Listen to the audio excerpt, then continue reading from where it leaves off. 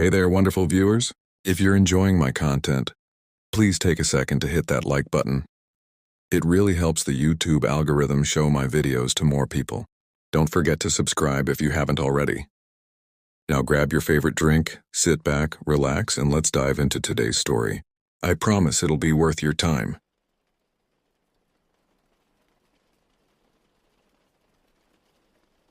I never believed in ghost stories or things that lurked in darkness.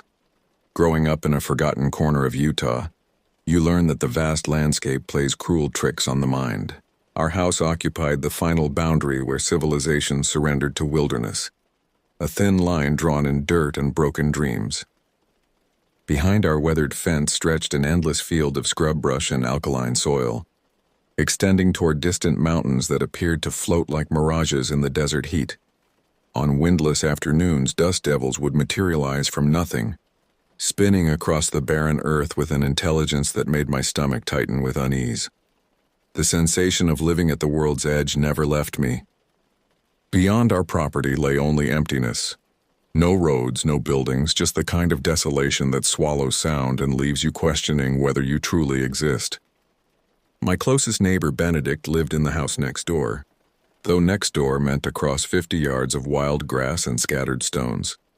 Our homes marked the absolute terminus of Sagebrush Lane, a street that ended in an unfinished cul-de-sac. The city had planned expansion decades ago, carving the circular road into hard-packed earth before abandoning the project entirely. That empty circle of asphalt became a monument to forgotten ambitions, cracking under relentless sun and winter frost. Benedict's basement served as our refuge during those long summer days of 2020. The space contained little more than a sagging couch, a television that flickered between channels without warning, and a small refrigerator that hummed with mechanical distress. A single window well provided the only natural light, a rectangular portal that revealed nothing but weeds and sky during daylight hours. When darkness fell, that same window transformed into something menacing. The glass reflected only black void, creating the impression that we were being watched by invisible eyes. Neither Benedict nor I acknowledged this feeling aloud, but we both began avoiding that side of the basement after sunset. The first disturbance came on a Tuesday night in late June. We were deep into a gaming session, controllers clicking furiously when a sound drifted through the window, a slow, deliberate scraping accompanied by wet, gurgling breaths. The noise lasted perhaps 10 seconds before fading into silence. We paused our game, exchanging glances that conveyed shared unease.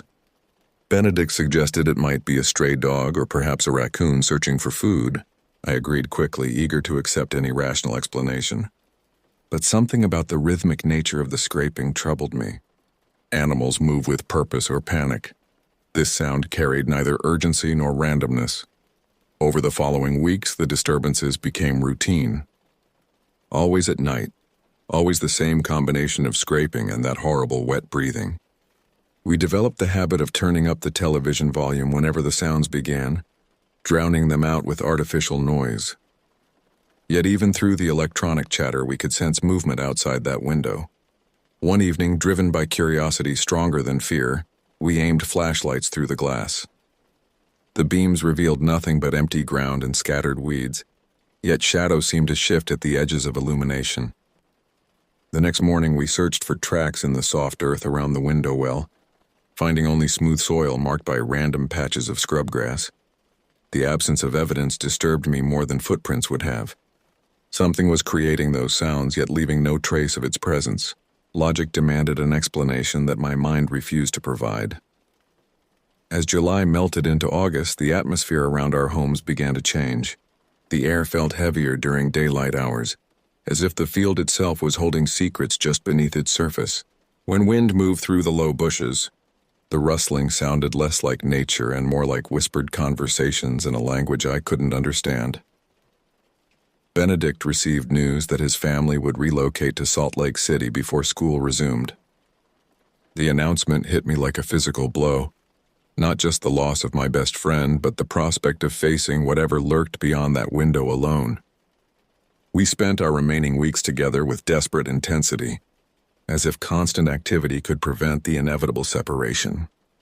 During those final days, both of us noticed changes in our surroundings that we couldn't explain. The streetlight at the cul-de-sac's entrance flickered erratically before dying completely, leaving that end of the road in absolute darkness. Utility workers came twice to replace the bulb, but it failed again within hours each time. Eventually, they stopped trying. The broken light created a pool of impenetrable shadow that seemed to expand each night, creeping closer to our houses like spilled ink. Standing on Benedict's back porch after sunset became an exercise in controlled terror. The darkness felt alive, pressing against the edges of our property with malevolent purpose. I began experiencing what I convinced myself were stress dreams, visions of pale figures moving through the field under starlight, their limbs bending at impossible angles as they navigated the rough terrain. In these dreams, the figures never approached our houses directly, but circled them in widening spirals as if testing invisible barriers. Benedict confided that he was having similar dreams, though he described the figures differently. In his version, they walked upright like humans but cast no shadows, their faces featureless except for dark hollows where eyes should be. We agreed these were just manifestations of our anxiety about his impending move, but the dreams felt too vivid to dismiss entirely. The sounds from the window well grew more frequent and varied. Along with the familiar scraping, we now heard what sounded like fingernails dragging across glass, followed by periods of absolute silence that felt more threatening than any noise. On several occasions, we thought we glimpsed pale shapes pressing against the window from outside, but when we looked directly, nothing was there. Sleep became elusive for both of us. We took turns staying awake, ostensibly to keep watch, though neither admitted what we were watching for. During these long vigils, the basement felt like a submarine trapped beneath an ocean of malevolent darkness. Every creak of the house above us might signal the presence we dreaded finally finding a way inside. Benedict's mother began expressing concern about our haggard appearances and sluggish behavior. She attributed our condition to summer laziness and typical teenage moodiness, never suspecting that terror was slowly consuming us from within. We maintained facades of normalcy during family dinners and daytime activities, saving our fears for the basement's artificial twilight. 3 days before Benedict's departure, the disturbances reached a new level of intensity. We were attempting to watch a late-night movie when the scraping sounds began earlier than usual, barely past 10 o'clock. But this time the noise didn't come from the window well. It seemed to originate from multiple locations around the house, as if several creatures were testing different approaches. The scratching moved along the basement's foundation walls in a deliberate pattern, starting at the window and progressing methodically around the perimeter. We sat frozen on the couch, tracking the sound's progress by ear. When it reached the corner where the water heater stood, the scratching paused for several minutes before resuming with increased urgency. Above us, we heard Benedict's parents moving around the main floor, their footsteps creating a comforting reminder that we weren't entirely alone. Yet their presence also highlighted how isolated we felt in the basement, separated from help by a flight of stairs that suddenly seemed as vast as a canyon. The scratching completed its circuit and returned to the window well, where it was joined by a new sound, rhythmic tapping against the glass as if something was knocking for entry. The taps came in groups of 3, repeated at regular intervals. We recognized this wasn't random animal behavior, but deliberate communication. Benedict found the courage to creep toward the window, flashlight in hand. I wanted to stop him but couldn't find my voice. He pressed his face against the glass and aimed the beam upward. For a moment he remained perfectly still, then he jerked backward, nearly falling over the coffee table. "What did you see?" I whispered. His face had gone completely white. "There's something up there. At ground level." It was looking down at me. We spent the rest of the night huddled together on the couch, every light in the basement blazing.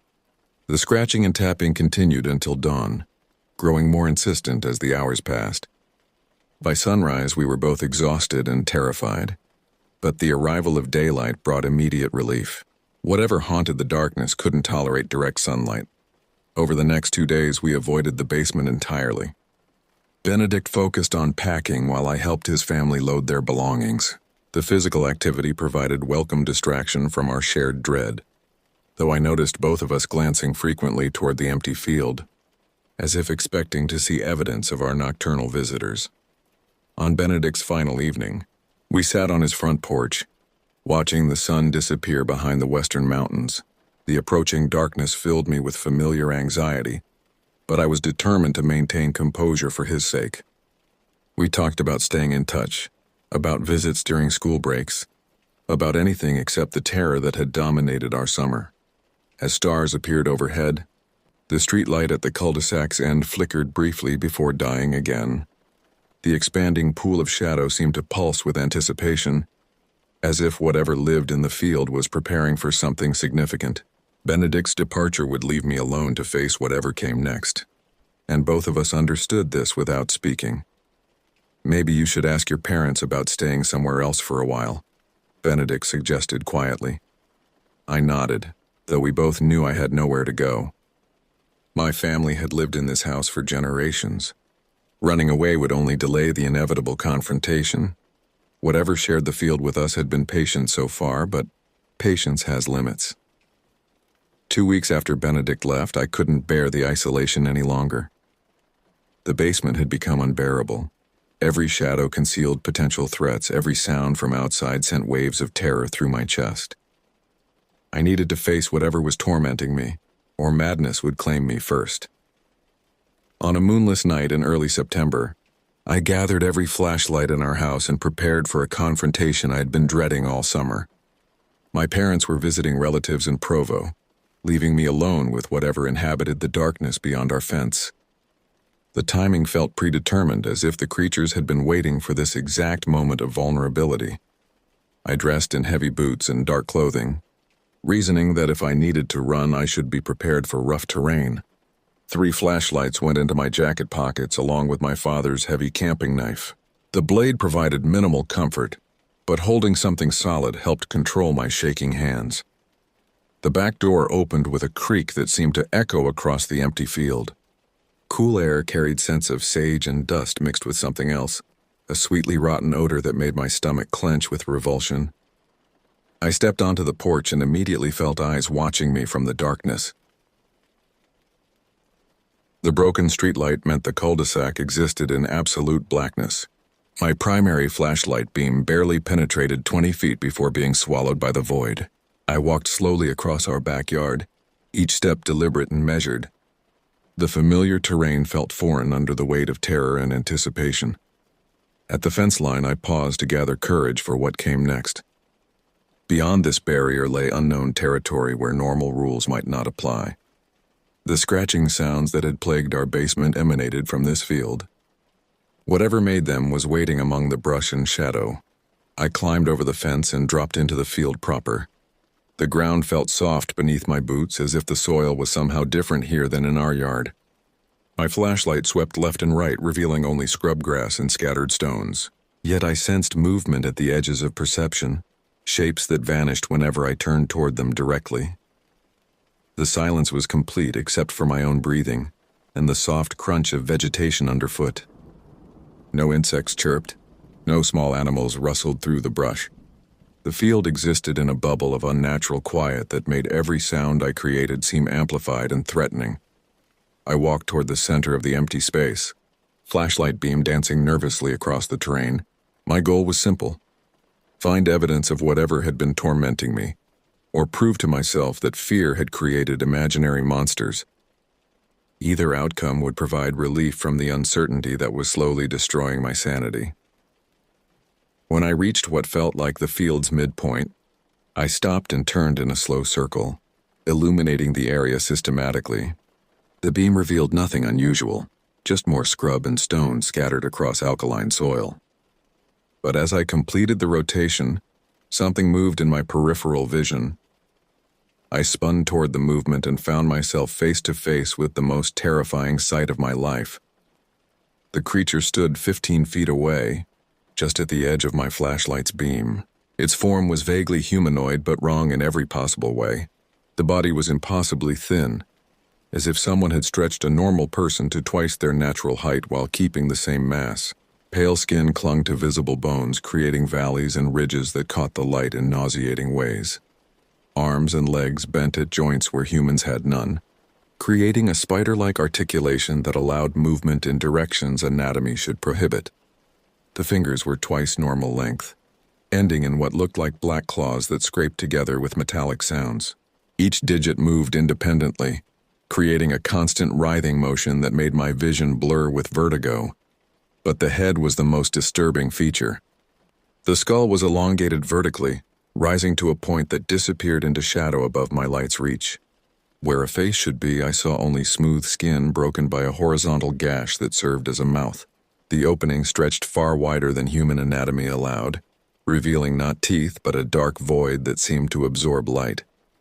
Eyes were completely absent, replaced by shallow depressions in the pale flesh. Yet I felt certain the creature was aware of my presence, studying me with senses I couldn't comprehend. The lack of visible eyes somehow made its attention more terrifying than any stare could be. The creature remained motionless for what felt like hours, but was probably only seconds. During this frozen moment, I became aware of other presences in the field. Similar shapes moving at the periphery of my vision, circling my position like predators evaluating prey. The realization that I was surrounded by these things sent ice through my veins. Then the primary creature moved. Its limbs unfolded with fluid grace that defied the angular joints.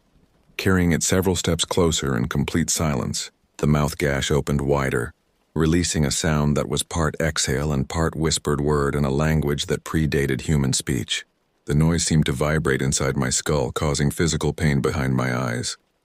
Other creatures responded with similar sounds from multiple directions around me. The field filled with their alien chorus, a symphony of whispers and exhales that created harmonies no earthly throat could produce. The sounds bypassed my ears entirely, resonating directly in my bones and organs with frequencies that human physiology wasn't designed to process. I tried to step backward but found my legs frozen with terror. The camping knife in my pocket felt absurdly inadequate against beings that moved like liquid shadow and sang with voices from nightmare. My flashlight beam trembled violently, creating a strobe effect that made the creature's movements appear even more unnatural. The thing extended one impossibly long arm toward me, fingers writhing like independent serpents. As it reached closer, I caught the source of that sickly sweet rotting odor. The creature's skin wept a clear fluid that reflected my flashlight beam with oily rainbows. The smell intensified as more liquid dripped from its pale flesh onto the ground between us. When those extended fingers were within inches of my face, some survival instinct finally broke through the paralysis of terror. I stumbled backward, nearly falling but managing to keep the flashlight trained on the creature. It didn't pursue immediately but tilted its head with curiosity that somehow seemed more threatening than aggression. The gesture was almost human in its familiarity, yet coming from this abomination, it became mockery of everything human gestures represented. This thing was studying me, learning from my reactions, perhaps deciding whether I was worth the effort of hunting. The possibility that it viewed me as nothing more than mild entertainment filled me with rage that temporarily overcame fear. Rage proved to be my salvation. Instead of continuing my retreat, I raised the flashlight higher and shouted every curse I could remember. The sudden noise and light seemed to surprise the creature, causing it to pull back its extended arm with lightning speed.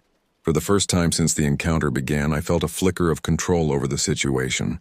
"Stay back," I screamed, though I doubted it understood English. "Get away from me." The creature's mouth gash widened further, releasing more of those bone-deep whispers. But now the sound carried a different quality, not the predatory evaluation of before, but something closer to amusement. It was enjoying my terror, feeding off the fear that radiated from every pore of my body. Other creatures emerged from concealment around me, their pale forms catching fragmentary light as they moved through the brush. I counted at least 6, possibly more lurking beyond my flashlight's reach. They formed a loose circle, not closing distance but preventing any easy escape route toward my house. The primary creature took another step forward, its clawed feet making no sound despite the rough terrain. This close, I could see details that my mind struggled to process. The pale skin wasn't smooth, but covered in tiny scales that shifted color depending on the angle of light. What I had taken for bones visible beneath the flesh were actually some kind of external plating, like armor grown from within. Most disturbing were the constant movements beneath the skin, shapes that pressed against the flesh from inside, creating rolling bulges that traveled up and down its limbs. Something lived inside these creatures, and I didn't want to discover what it might be. My second flashlight was in my left pocket. I managed to extract it without taking my eyes off the primary creature, then clicked it on and aimed it toward the circle of surrounding figures. The additional light revealed the true extent of my predicament. At least 10 creatures had emerged from hiding, all focused on my position with that terrible eyeless attention. They began moving in unison, not approaching but shifting position to maintain the circle as I turned to track them. The coordination was perfect, as if they shared a collective intelligence that allowed instantaneous communication. When one moved left, another adjusted right to compensate. When I focused my lights on a particular individual, the others would shift to maintain optimal positioning. This was pack hunting behavior, refined by intelligence far beyond animal cunning. They were herding me toward some predetermined location, probably the center of the field where escape would be impossible. Once they had me positioned exactly where they wanted, the real nightmare would begin. I broke for the gap between two creatures, sprinting toward what I hoped was home. My boots found loose stones and twisted beneath me, but adrenaline kept me upright and running. Behind me, the whisper song rose to a crescendo that made my teeth ache with sympathetic vibration. The creatures didn't pursue with obvious speed, but somehow they kept pace without apparent effort. When I glanced back, they seemed to be flowing across the terrain rather than running, their bizarre joints allowing movement that resembled swimming through air. Worst of all, they were silent, no breathing, no footfalls, just the continued whisper song that followed me like audible shadow. My house appeared ahead, flaccid rectangles of light from windows I'd left burning. The fence line was 30 yards away, then 20, then 10. I leaped at the barrier and scrambled over with desperate strength, falling hard onto familiar grass on the other side. The whisper song stopped abruptly. When I turned back toward the field, flashlight beams searching frantically, I saw nothing but empty scrubland under starlight. The creatures had vanished as completely as if they'd never existed, leaving me gasping and shaking in my own backyard. The encounter left me fundamentally changed. Sleep became nearly impossible. Whenever I closed my eyes, I saw those pale forms circling me in the darkness, heard the bone-deep whispers that seemed to promise future encounters. During daylight hours, I felt relatively safe, but sunset brought waves of terror that no amount of rational thinking could dispel. I called Benedict several times, desperate to share the experience with someone who might understand, but describing the creatures felt impossible. Words couldn't convey the way they moved, the intelligence behind their eyeless attention, or the feeling that they were studying me for purposes I couldn't comprehend. Benedict listened patiently, but I could hear skepticism growing in his voice with each conversation. My parents returned from Provo to find me haggard and jumpy, unable to concentrate on simple tasks or maintain normal conversation. When they asked about my condition, I claimed to be coming down with a flu bug. The lie came easily, but I knew they were growing concerned about my increasingly erratic behavior. School would start in 2 weeks, which should have provided welcome distraction from my obsession with the field. Instead, the approaching deadline filled me with dread. How could I focus on classes and homework while knowing those creatures were waiting beyond our fence? How could I pretend normalcy when every sunset brought the possibility of another encounter? The scratching sounds returned to the basement window well, now accompanied by what sounded like multiple creatures testing the glass for weaknesses. I avoided the basement entirely, spending evenings in my upstairs bedroom with every light burning. But even there, I felt their presence in the field, patient and watchful. 3 nights after the encounter, I woke to find my bedroom window screen had been removed and was lying on the floor. The window itself remained closed and locked, but something had worked the screen loose from outside. My room was on the 2nd floor. Nothing human could have reached that window without a ladder. I replaced the screen and added additional locks to the window, but the message was clear. The creatures weren't confined to ground level, and physical barriers provided only minimal protection. They could reach me anywhere in the house if they chose to do so. The knowledge that I was being hunted by things that could climb walls and remove screens without sound filled me with despair that bordered on breakdown. My father noticed me checking door and window locks obsessively, but attributed the behavior to teenage anxiety about starting senior year. If only he knew the real reason for my paranoia, that inhuman predators were testing our home's defenses, looking for the perfect opportunity to finish whatever they'd started in the field. The whisper song began appearing in my dreams, those bone-deep harmonies that spoke in languages older than human civilization. In these nightmares, I understood fragments of their meaning.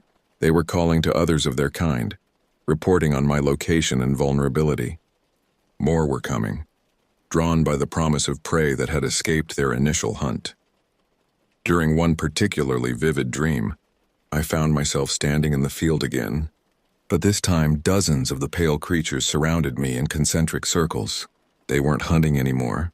They were performing some kind of ritual, their whisper song rising and falling in complex patterns that made the air itself vibrate with malevolent energy. I woke from that dream to find scratches on my arms that hadn't been there when I went to bed. The marks were precise and deliberate, forming patterns that reminded me uncomfortably of the creature's scaled skin. Either I was injuring myself during sleep, or something was finding ways to reach me even inside the house. 2 days before school began, the situation reached its inevitable climax. I was in the kitchen preparing a late dinner when every light in the house went out simultaneously. The power outage wasn't limited to our home. Looking through the windows revealed that the entire neighborhood had gone dark, including the distant glow of the town beyond. But this wasn't a normal blackout. The darkness felt solid, pressing against the windows like liquid shadow trying to flow inside. My flashlight beam seemed weaker than usual, barely penetrating a few feet before being absorbed by the unnatural gloom that had settled over everything. The whisper song began immediately, rising from the field in harmonies so complex they hurt to hear, but now the sound wasn't distant. It surrounded the house, coming from all directions as if the creatures had taken positions in our yard. They had been patient for weeks, studying my routines and the house's vulnerabilities. Tonight was their night to finish whatever they had planned. I grabbed the camping knife and my remaining flashlights, knowing they would provide little protection, but needing to hold something solid. The sounds outside were changing, becoming more urgent and excited. Whatever ritual they were performing was reaching its conclusion, and I was the focal point of their attention. Glass shattered somewhere in the house, probably the basement window finally giving way under their persistent scratching. I heard movement below me, the sound of multiple bodies flowing through spaces too small for normal anatomy. They were inside now, and hiding was no longer an option. The basement stairs creaked under weight that seemed far heavier than the creature's skeletal frames should carry. They were ascending slowly, savoring the anticipation of our final meeting. The whisper song grew louder as they approached, filling the house with harmonies that made the walls themselves vibrate in sympathy. I positioned myself in the living room, back against the far wall, both flashlights trained on the hallway entrance. Whatever came through that doorway would face at least token resistance. The knife felt pathetic in my shaking hand, but determination was all I had left. The first creature appeared in the beam of my lights, its impossible height forcing it to bend nearly in half to fit through the normal-sized doorway. Behind it I glimpsed others waiting their turn to enter. They had all night, and patience was clearly one of their virtues. But as the creature straightened to its full height in the living room, something unexpected happened. The electric power returned suddenly, flooding the house with normal artificial light. The creature froze in apparent confusion, its pale skin seeming to smoke where the overhead fixtures hit it directly. It made a sound I hadn't heard before, not the whisper song, but a shriek of genuine distress. The thing stumbled backward, colliding with others still in the hallway. They began retreating immediately, flowing back toward the basement with the same fluid grace they'd used to enter. Within seconds, the house was empty except for myself and the lingering smell of that sickly sweet fluid they secreted. I heard the basement window screen being replaced from outside, followed by rapidly fading whisper song as they returned to the field. The power outage had been their doing somehow, creating the darkness they needed to enter human habitation, but they couldn't maintain the effect indefinitely, and normal light caused them genuine harm. I had learned something crucial about their limitations. Over the following weeks, as school began and routine gradually returned to my life, the creatures made no further attempts to approach the house. They remained in the field, patient as ever, but something had changed in their behavior. Perhaps they recognized that I now understood their weakness, or perhaps the failed raid had consequences in whatever hierarchy governed their species. I never saw them again, though I knew they were still there. On clear nights, I could sometimes hear fragments of their whisper song carried on desert winds. When I graduated the following spring and left for college, that sound was the last thing I heard as I drove away from the house where I'd learned that darkness holds terrors beyond human imagination. Years have passed since then, but I still check my locks obsessively and sleep with multiple light sources within reach. Some knowledge once gained can never be forgotten, and somewhere in that Utah field, patient creatures still wait in the darkness, their whisper song calling to others of their kind, preparing for the night when the lights go out and don't come back on.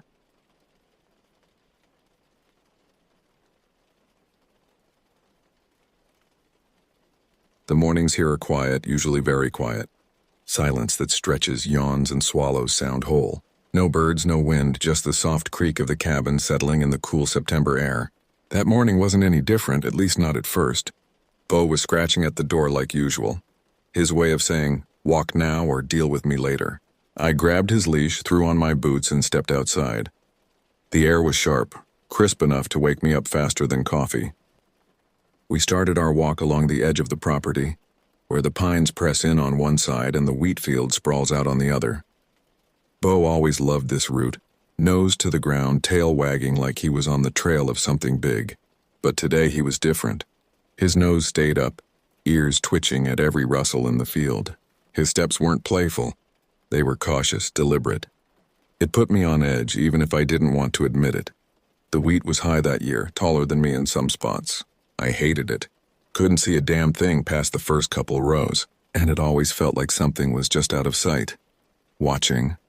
Bo stopped, his body stiff. His growl started low, the kind that made your stomach knot up, the kind that said, "We're not alone." "Coyotes probably," I muttered, trying to convince myself as much as him. But coyotes didn't usually make Bo act like this. He pulled at the leash, digging his paws into the dirt like he wanted to drag me straight into the wheat. "Knock it off, Bo," I said, yanking him back. His growl turned into a bark, sharp and urgent. Then I heard it, a soft whimper, high-pitched like a puppy crying out for help. It came from the wheat. I froze. There weren't any dogs around here that I knew of. No neighbors for miles. The sound came again, closer this time. "Probably some stray," I said, though it sounded more like a question. I took a step forward and Bo went wild, barking and pulling harder than ever. All right, I said, backing up. "We're going." But as I turned to leave, the whimper changed. It stretched, warbled like a record spinning too slow, and then it was something else entirely. A growl, deep and guttural, vibrating through my chest. Bo lunged at the wheat, his leash cutting into my hand. "Bo, stop!" I shouted, my voice cracking. The wheat rustled, a heavy sound like something big was moving through it. Not a dog, not a coyote, something bigger. I gripped Bo's leash tighter and pulled, practically dragging him back toward the cabin. The growl followed us, growing louder, sharper, and then it shifted again. This time it sounded human. A scream tore through the air, raw and ragged, like someone was being ripped apart. My feet moved faster than my brain could process, dragging Bo along as he barked and howled like he was trying to fight whatever was in that wheat. We reached the edge of the yard, and I glanced back just once. The wheat was still again, perfectly still, like nothing had ever been there.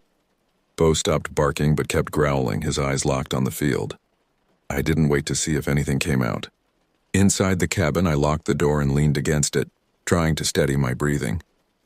Bo paced in front of the window, still growling low. I grabbed the curtain and yanked it shut. No way was I looking out there again. That scream, though, it stuck. It didn't sound like an animal. Didn't sound like a person either. It sounded wrong, like something trying to sound human and not quite getting it. The rest of the day passed in uneasy quiet. I tried to work on some repairs around the cabin, but every small sound made me jump. Bo refused to leave my side, following me from room to room with his hackles still raised. By evening, I'd convinced myself it had to be some kind of sick animal. Maybe rabid. That would explain the strange sounds, the aggressive behavior. But deep down, I knew that wasn't right. No rabid animal made sounds like that. No animal I'd ever heard could mimic a human scream so perfectly, then twist it into something else entirely. As darkness fell, I made sure every window was locked, every curtain drawn. The cabin had never felt smaller, the walls thinner. Outside, the wind picked up, making the wheat whisper secrets I didn't want to hear. That night, as I sat at the kitchen table, Bo curled up at my feet. I thought about the field, about how still it had looked after all that noise. I almost convinced myself it was nothing, just my imagination running wild, just a stray dog or coyote. Then came the tapping on the window. Light at first, like a bird brushing against the glass, then heavier, deliberate. I didn't move. Bo's head shot up, his ears twitching. He growled low, a sound so deep it rumbled through the floorboards. The tapping stopped. I sat there, every muscle locked up, staring at the curtain like it was going to be ripped off at any second. But nothing happened. The cabin stayed quiet except for Bo's growl and the faint sound of wind whispering through the wheat. The tapping resumed, this time at the back door. 3 sharp raps perfectly spaced, like someone knocking. But who would be out here at this hour? Who would walk through that field in the dark? I grabbed the shotgun from above the fireplace, checking that it was loaded. My hands were steady, but my heart was hammering against my ribs. "Who's there?" I called out, trying to sound authoritative. The knocking stopped. For a long moment, there was nothing but silence. Then, from just beyond the door came a voice. It was my own voice, distorted and hollow, repeating my words back to me. "Who's there?" I stumbled backward, nearly tripping over Bo. The voice came again, closer to the door now, still mimicking me, but wrong, like it was coming through water or from the bottom of a well. "Who's there? Who's there? Who's there?" Bo erupted in frenzied barking, throwing himself at the door. I grabbed his collar, pulling him back as the voice outside began to laugh. It was my laugh, but stretched and warped until it became something monstrous. The door handle rattled violently, then stopped. Everything stopped.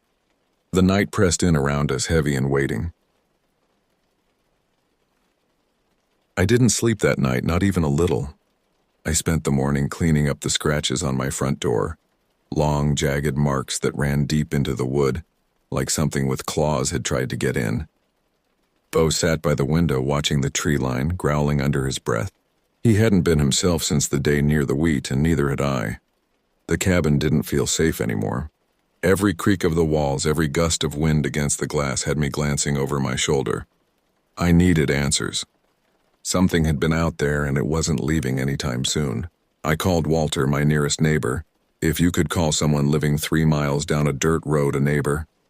He picked up on the third ring, his voice gruff like he'd been expecting bad news. "What's going on, Charlie?" I told him everything. The wheat, the scream, the tapping on the window. I even told him about the claw marks in the voice, though I could hear how ridiculous it all sounded as the words tumbled out.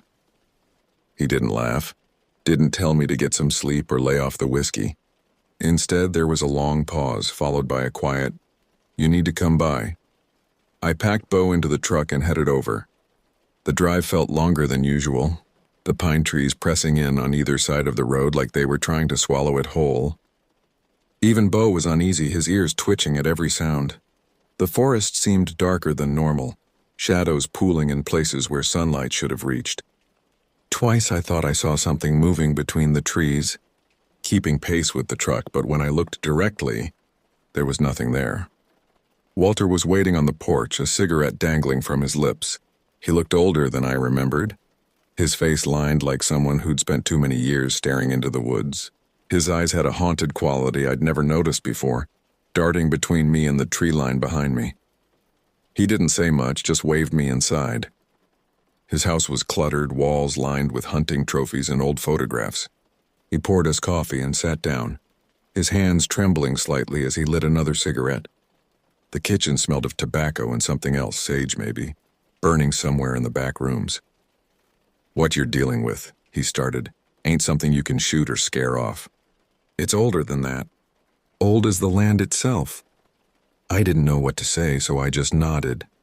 Walter went on to tell me about a story he'd heard growing up. A legend passed down from the Ojibwe people who used to live on this land. They spoke of a guardian spirit, something tied to the woods and the fields. It wasn't evil, not exactly, but it didn't take kindly to being disturbed. They called it the Keeper, he said, his voice low. Said it watched over the land, made sure everything stayed in balance. But if you messed with it, dug up something you weren't supposed to, it'd come for you. He pulled out an old leather journal, its pages yellowed and brittle. Inside were drawings, sketches of artifacts and symbols I didn't recognize. Some looked like they'd been copied from cave walls or ancient pottery. One page showed a figure, tall and distorted, standing at the edge of a field. The proportions were all wrong, arms too long, joints bending in impossible directions. "My grandfather drew these," Walter explained. "He was one of the last to see it back in '52. Lost 3 fingers to frostbite hiding in his root cellar for 2 days while that thing circled his house. Said it spoke in his dead wife's voice, trying to get him to open the door." That's when I remembered the artifact. I told Walter about the carved piece of metal I'd found in the garden last week. How I'd tossed it near the edge of the field without thinking twice. His face darkened, the cigarette falling from his lips. "You need to put it back, right where you found it, and you need to do it soon." I wanted to ask him why, wanted to push for more details, but something in his expression stopped me. Walter looked scared, the kind of fear that doesn't leave room for questions. He gave me a small leather pouch filled with tobacco and sage, told me to carry it with me when I went back. "It might help," he said, though he didn't sound convinced. On the drive home, the sun was setting, casting long shadows across the road. I thought about the artifact, the weight of it in my hand, the strange carvings that seemed to twist and shift in the light. I'd found it buried deep, almost like it wasn't supposed to see daylight. The metal had been oddly warm to the touch despite being underground, and the symbols carved into its surface had made my eyes water if I looked at them too long. By the time I pulled into the driveway, it was nearly dark. The cabin loomed ahead, its windows glowing faintly against the growing night. Bo bolted out of the truck and ran straight to the porch, his tail down, ears flat. The air felt wrong, too still, too quiet. Even the insects had gone silent, and the temperature had dropped at least 10 degrees since I'd left Walter's place. I grabbed the flashlight and made my way to the spot near the field where I'd left the artifact. The wheat was swaying, though there wasn't any wind. My footsteps crunched against the dirt path, louder than they should have been. Each step seemed to echo as if the sound was bouncing off something just out of sight.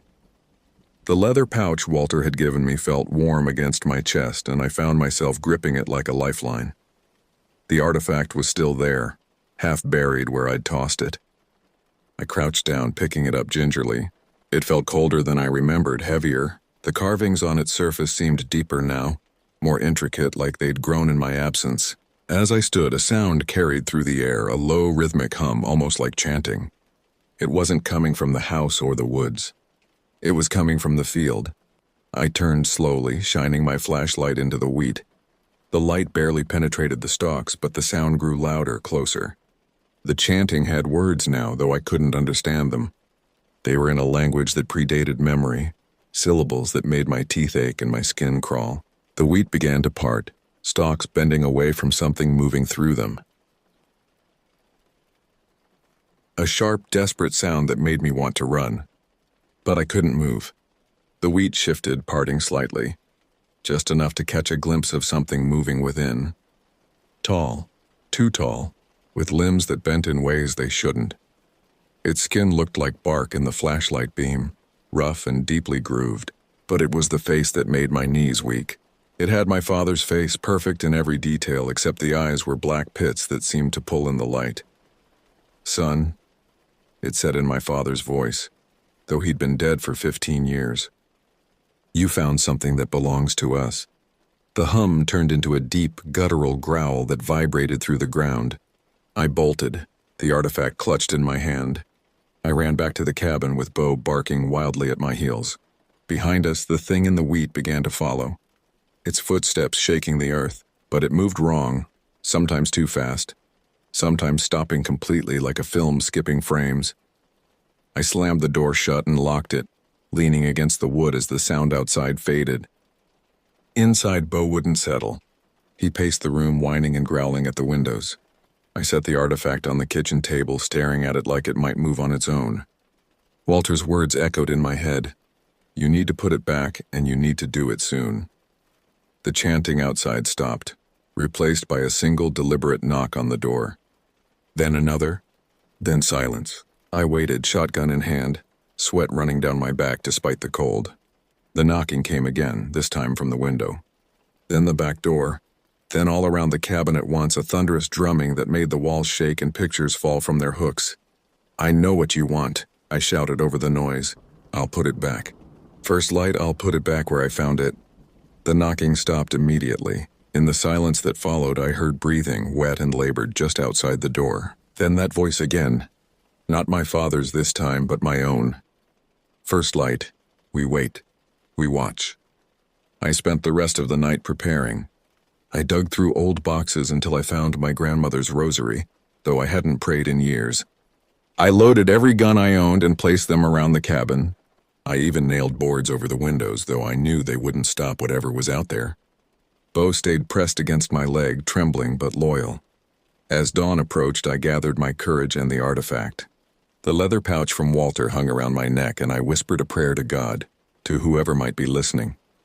Outside, the wheat field stood perfectly still in the gray morning light. But I could feel them watching, waiting, the keeper and whatever else lived in those fields. I made my way to the spot where I'd first found the artifact, my hands shaking as I dug into the cold earth. The hole was deeper than I remembered, and as I placed the metal object back into its resting place, the carving seemed to pulse with a faint light.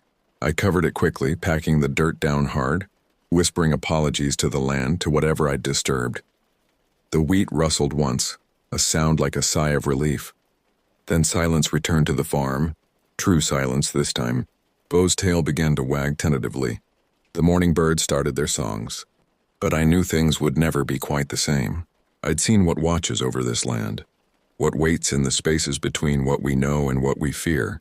And sometimes, on quiet mornings when the wheat stands tall, I still hear that chanting on the wind, reminding me that some things are meant to stay buried.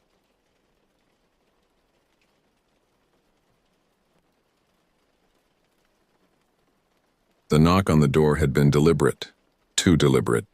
Whoever or whatever was out there wasn't done with me. Bo lay by the door, growling low, his ears flicking at every creak of the cabin. The artifact sat on the kitchen table, cold and silent, as if it was waiting for me to decide what came next. Walter's warning played over and over in my head. I had to put it back. Not toss it, not leave it near the edge of the field like I did before, but back where it came from. The problem was, I couldn't even be sure I'd survive the trip. The metal object seemed heavier now, its surface etched with symbols that hurt to look at directly. Every time I glanced at it, the pattern seemed to shift, forming new configurations that made my stomach turn. The temperature in the cabin had dropped since I'd brought it inside, and frost was beginning to form on the windows despite it being early autumn. I spent that night sitting in the kitchen chair, my grandfather's old shotgun across my lap. The tapping had stopped around 3 in the morning, but I knew better than to think they'd given up. Whatever inhabited that field had marked me, and they wouldn't stop until they got what they wanted. Every shadow that passed by the window made my finger twitch on the trigger. Every settling of the old cabin's frame sounded like footsteps on the porch. By the time the sun began creeping over the trees, I was already packed. A flashlight with fresh batteries, my hunting knife sharpened to a razor's edge, and a bundle of matches I wasn't sure I'd ever use. I also grabbed my father's old compass, though something told me it wouldn't work properly near the field. The needle had been spinning wildly ever since I'd brought the artifact home. Bo whined when I leashed him, but I had no intention of bringing him into the field. He stayed on the porch, pacing and barking as I headed toward the wheat alone. His protests echoed through the morning air, growing more frantic with each step I took away from the cabin. I'd left him plenty of food and water, just in case I didn't make it back by nightfall. Or at all. The walk to the field took longer than usual. My legs felt like lead, and every instinct screamed at me to turn back. The forest seemed different in the early morning light, darker somehow despite the rising sun. Birds that should have been singing their dawn chorus were silent. Even the insects had stopped their buzzing. The only sound was my boots crunching on dead leaves and the rapid beating of my own heart. The early light stretched long shadows over the rows of wheat, making the field look taller, denser. Every step I took along the dirt path felt like walking into a trap. The silence wasn't natural, not the kind you hear when the woods are still waking up. This was something else, the kind of quiet that presses down on you, suffocates you. I stopped at the field's edge, trying to gather my courage. The wheat stood impossibly tall, at least 8 feet high, swaying in a breeze I couldn't feel. The stalks looked wrong up close, too thick, too dark, with kernels that gleamed like black pearls. I'd grown up around farms and I'd never seen wheat like this. It reminded me more of hair than grain, the way it moved with an almost sentient awareness. The artifact grew colder in my pack, so cold it burned through the canvas. I could feel it pulling me forward toward the center of the field where I'd first disturbed it. The compulsion was strong, almost overwhelming, but I forced myself to move slowly, methodically. One wrong step and I might never find my way out again. I marked my entry point with a strip of red cloth tied to a fence post, though I doubted it would help. Fields like this had a way of rearranging themselves when you weren't looking. I stopped where I thought I'd dug up the artifact the first time. The wheat swayed around me, though the air was completely still. Clutching the artifact in one hand, I crouched, my knife in the other, and started digging. The ground was cold and stubborn, resisting me at every scrape of the blade. That's when it started again. The sound, a low rhythmic hum so deep it felt like it was coming from beneath the ground. I froze, my hands caked with dirt, my heart hammering. The hum built slowly, shifting into something sharp and grating like metal scraping against bone. It wasn't just one sound, but many, layered on top of each other in a discordant symphony that made my teeth ache. The wheat rustled to my left, then to my right. Something was moving, circling, but I couldn't see it. The stalks were too dense, creating walls of shadow that could hide anything. I kept digging, throwing dirt behind me as fast as I could, desperate to finish before whatever was out there decided to come closer. My knife hit something that wasn't dirt, something that scraped back. I jerked my hand away, nearly dropping the blade. In the hole I'd made, something white gleamed. Bone. Old bone by the look of it. Yellowed with age and carved with the same symbols as the artifact. I'd found someone else who'd tried to return it.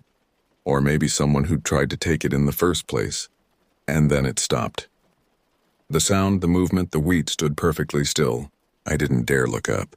The soil beneath my knife began to soften, almost too easily, as though something below wanted me to hurry. My blade hit something hard and I realized I'd found the spot. The hole was deeper now, more than enough to bury the artifact. But I hesitated. A part of me felt like putting it back was a trap. Like whatever I was dealing with wanted me to finish this for reasons I didn't understand. The wheat shifted behind me, slow, deliberate. I clenched the artifact so tightly the edges dug into my skin, drawing blood that dripped into the dark earth below. My flashlight flickered, casting long beams that made the shadows stretch and twist. I stood, turning slowly, and finally saw them. They weren't just one. Tall figures stood just inside the wheat, their forms barely visible between the stalks. They didn't move like they had before, jerky and unnatural. Now their motions were fluid, almost human, but there was nothing human about them. Their limbs were too long, bending in ways that defied reason. And their faces, if they could even be called faces, were pale voids, featureless except for faint impressions where eyes might have been. More appeared as I watched, stepping out from the wheat like they'd always been there. 10, 20, maybe more. They formed a loose circle around me, maintaining their distance but clearly blocking any escape route. Their heads moved in perfect synchronization, tilting left, then right, studying me like I was some fascinating specimen. They didn't advance. They just watched, their heads tilting in unison as though waiting for me to act. I dropped the artifact into the hole and shoved the dirt over it, my hands trembling. The hum started again, But it wasn't coming from the ground anymore. It was coming from them. A deep, layered sound that vibrated in my chest and made my ears ache. "I'm sorry," I said, though my voice felt small and useless. I didn't mean to disturb anything. The figures didn't react to my words, but something changed in the air. The temperature dropped further and my breath came out in visible puffs. The artifact's cold presence vanished from my awareness as soon as the last handful of dirt covered it. But the figures remained. One of them stepped forward, moving with that horrible, fluid grace. It was taller than the others, its form more defined. I could make out what might have been clothing, tattered remnants of fabric that had long since rotted away. This close, I could see details I wished I hadn't. Its skin wasn't skin at all, but something that looked like wet paper, translucent and showing dark veins underneath. Where its mouth should have been was just smooth flesh, but somehow it was the source of that terrible humming. It reached out one impossibly long arm, fingers stretching toward where I'd buried the artifact. The fingers passed through the dirt like it wasn't there, and I heard a sound like breaking glass. The humming intensified, becoming almost joyful if such creatures could feel joy. The hum grew louder, sharper, like it was burrowing into my skull. I backed away slowly, careful not to trip, careful not to run. The wheat began swaying violently as if caught in a storm, but the figures stayed still, their heads following my every step. Then one of them moved. Not toward me, but to the side, cutting off my path back the way I'd come. Another followed, then another, until they were herding me like sheep. I had no choice but to move in the direction they wanted, deeper into the field where the wheat grew even taller and the shadows were absolute. My flashlight died completely, leaving me in a darkness that shouldn't have been possible with the sun up. But this wasn't natural darkness. It was heavy, thick, almost liquid. I could feel it sliding over my skin, seeping into my clothes. The only light came from the figures themselves, a faint phosphorescent glow that made them look like deep-sea creatures. I ran. There was no point in being careful anymore. I crashed through the wheat, the stalks cutting at my face and hands like razors. Behind me, I could hear them following, not running but gliding through the field with terrifying ease. The humming had become a roar, a sound that seemed to come from the earth itself. I burst out of the field on the opposite side from where I'd entered, stumbling into a clearing I'd never seen before. Ancient stones stood in a circle, covered in the same symbols as the artifact. This was where it had come from. This was what I'd disturbed. I reached the edge of the field and turned, bolting toward the cabin. The hum stopped the moment I crossed into the yard, but the silence that followed was even worse. Bo barked and howled, his claws scrabbling at the porch as I climbed the steps and collapsed against the door. My lungs burned, my hands throbbed, but I didn't look back. I couldn't. Inside, I locked the door and pushed the kitchen table in front of it. Bo sat at my feet, whining softly as I tried to steady my breathing. For a moment, everything was still. No hum, no movement, just the faint sound of wind through the trees. But then came the tapping. Not at the windows this time, not at the door. It came from the roof, slow, deliberate, moving steadily toward the center of the cabin. They weren't gone. They were never gone. I grabbed Bo's collar and my truck keys, not bothering to pack anything else. We burst out the back door just as something heavy landed on the porch behind us. I didn't look back to see what it was. The truck started on the first try, a miracle, and we tore down the gravel road, leaving the cabin and the field behind. In the rearview mirror, I saw them standing at the edge of my property, a line of tall figures that seemed to stretch forever. They didn't follow. They didn't need to. I understood now what Walter had tried to tell me. Some things, once disturbed, can never truly be put back. The artifact might be buried again, but I'd opened a door that couldn't be closed. I drove until the gas tank was empty, then kept going on fumes until I reached the highway. Bo pressed against my side, shaking as badly as I was. We found a motel 3 states away, and I paid cash for a week up front. But I knew it wouldn't matter how far I ran, because every night since then I've heard it. That low rhythmic hum growing closer. They're patient, these things from the field. They have all the time in the world, and now so do I. Waiting, always waiting, for the night they finally decide to collect what's theirs.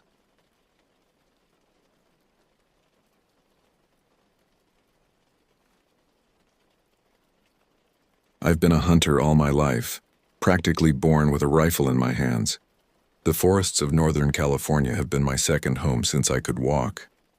My name's Jack Hawkins, and I've seen things in those woods that would make your blood run cold. But nothing could have prepared me for what happened last fall in the depths of the El Dorado National Forest. It was late October, and I'd decided to try my luck in a new spot this season. The usual hunting grounds were getting too crowded for my taste. You see, I've always believed that the best deer stands are the ones where folks leave you alone. Sure, you might have to haul your gear for miles and sweat buckets getting set up, but come hunting season, you've got the backwoods all to yourself. Just you, the crisp air, and the game. I'd spent weeks poring over topographic maps looking for the perfect spot. Finally found it too. A secluded valley deep in the heart of El Dorado, miles from the nearest trail. It wasn't on any of the popular hunting maps, which suited me just fine. I packed my gear more than I'd usually take for a short trip, and set out at dawn on a crisp Tuesday morning. The hike was brutal. I'm no spring chicken anymore, and my knees protested every step of the way. But there's something about the anticipation of the hunt that keeps you going. The forest was quiet, almost too quiet. No birdsong, no scurrying of small animals. Just the crunch of leaves under my boots and the occasional groan of ancient trees in the wind. By late afternoon, I reached my destination. It was perfect. A small clearing surrounded by dense forest with a gentle slope providing an excellent vantage point. I set up my blind, a sturdy canvas affair that had seen me through many a hunting season. As the sun began to set, I settled in for the night, feeling that familiar excitement of the hunt to come. The first few days were uneventful but peaceful. The air was crisp and clean, the kind that fills your lungs and makes you feel more alive than you felt in months. The stars at night were so bright and clear, it felt like you could reach out and pluck them from the sky. On the second morning, I bagged a doe, a clean shot right through the heart. It was a good-sized animal, and I found myself wishing I had my old truck to haul it back, but I'd learned to make do over the years. That night, as I was field dressing the doe, I felt the first stirrings of unease. It was subtle at first, just a prickling at the back of my neck like I was being watched. I chalked it up to nerves, maybe some coyotes getting bold with the scent of blood in the air. But deep down I knew it was something else. Something wrong. The feeling persisted through the night, growing stronger with each passing hour. I tossed and turned in my sleeping bag, ears straining for any unusual sound. Just before dawn I heard it, a branch snapping far off in the distance. Now I've spent enough time in these woods to know the sounds animals make. This wasn't a deer or a bear or anything I'd ever encountered before. It was heavy, deliberate, and it sent a chill down my spine. As the sun rose, I tried to shake off the unease, told myself I was being paranoid, that it was just the isolation getting to me. But I couldn't shake the feeling of being watched. Every rustle in the underbrush, every shadow at the edge of the clearing seemed to hide some unseen threat. That day, I didn't stray far from my blind. Kept my rifle close, eyes constantly scanning the tree line. The shadows seemed to grow longer, darker, as if the forest itself was closing in around me. And then I saw it, or rather I saw something. A flash of movement at the edge of the clearing, gone almost before I could register it. But what I did see chilled me to the bone. Whatever it was big, much bigger than any animal that should be in these woods. As night fell, the sounds began, rustling around the tent, heavy footfalls that shook the ground. And the smell, dear God, the smell, like wet dog and rotting meat, so strong it made my eyes water. I sat up all night, rifle in hand, heart pounding so loud I was sure whatever was out there could hear it. With the dawn came a moment of quiet, but I knew it wouldn't last. Whatever was out there, it was hunting me now. And I had a sinking feeling that in these woods at this moment I was no longer the predator. I had become the prey. As the sun climbed higher, I made a decision. I couldn't stay here waiting to be picked off. I had to move, to try and make it back to civilization. I packed what I could carry, leaving behind the doe carcass and most of my camping gear. With my rifle slung over my shoulder and my hunting knife at my belt, I set off in what I hoped was the direction of the nearest ranger station. The forest seemed different now, hostile. The trees loomed overhead, their branches reaching out like gnarled fingers.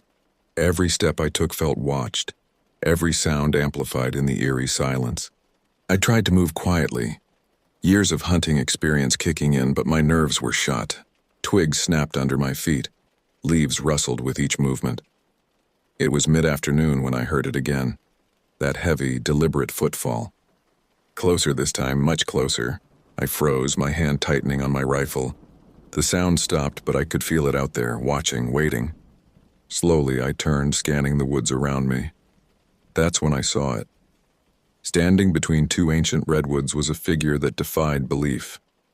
It was massive, easily 8 feet tall, covered in matted, dark fur. But it wasn't just some oversized bear or unknown animal. There was an intelligence in its eyes, a malevolent awareness that sent ice through my veins. Its face was almost human-like, but twisted, feral, lips pulled back in a snarl, revealing yellowed, pointed teeth. For a moment, we just stared at each other. Then it let out a roar that shook the very ground and charged. I ran. Blind panic took over, and I crashed through the underbrush, branches whipping my face, roots threatening to trip me with every step. I could hear it behind me, gaining ground with every massive stride. The stench of rot and decay filled my nostrils, spurring me on even as my lungs burned for air. I don't know how long I ran. Time seemed to lose all meaning in that desperate flight. But eventually, I broke through the tree line onto a gravel road. Hope surged through me. Civilization, safety. I sprinted down the road, hearing the creature crash out of the woods behind me. That's when disaster struck. In my haste, I didn't see the steep embankment at the road's edge. One misstep sent me tumbling down the slope, a sickening crack signaling my ankle giving way.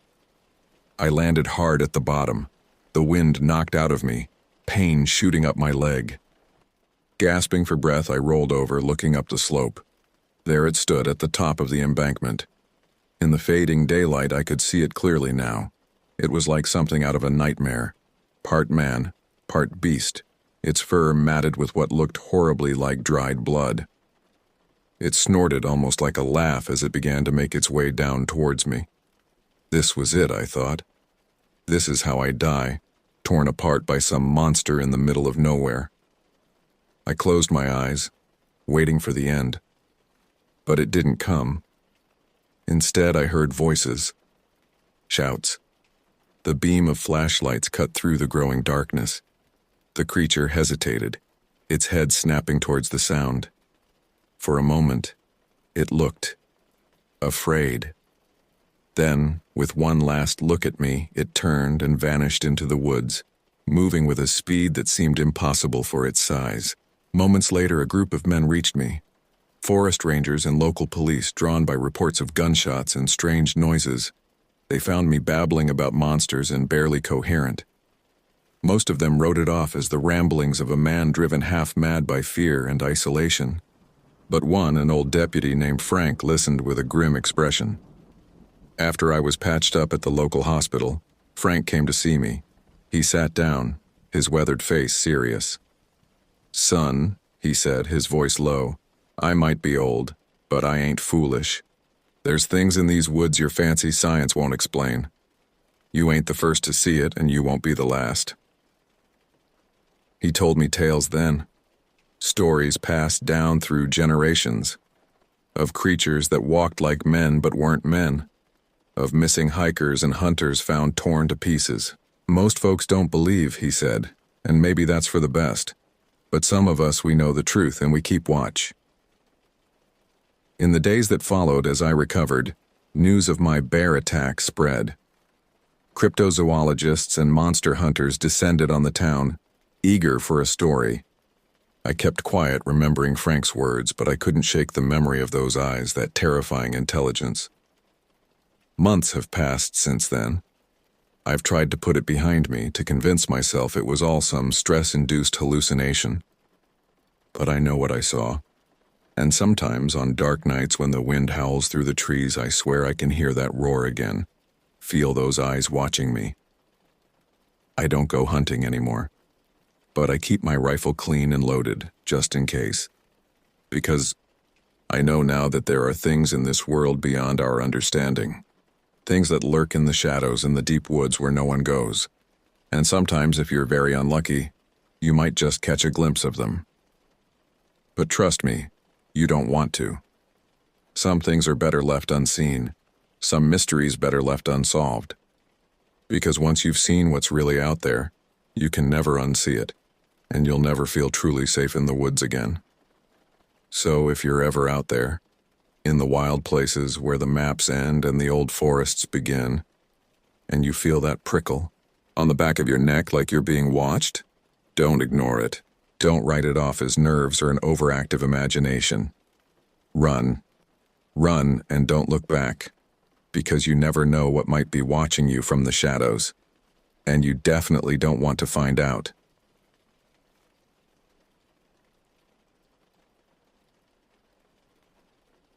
Folks around here call me Rusty. Not because of my hair that went gray years ago, but more from my, shall we say, colorful past. I've always been a bit of a drifter, you see.